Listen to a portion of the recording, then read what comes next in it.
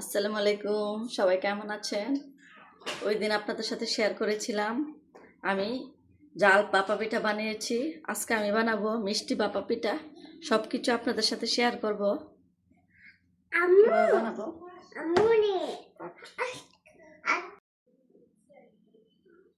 এইটার মধ্যে আমি কোনো কিছু মিশাইনি গুঁড়িটার মধ্যে। এখন আমি দিয়ে নিব, প্রথম দিয়ে দিব নারকেলের পরিমাণটা একটু বেশি দিব যাতে পিঠাটা খেতে ভালো লাগে।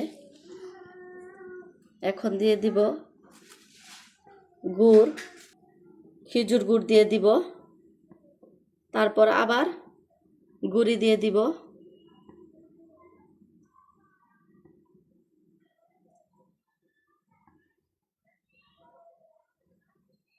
এখন ধুয়ে রাখা নেটটা দিয়ে, আমার পানিটা একদম গরম হয়ে এসেছে। এখন পিঠাটা দিয়ে দিব।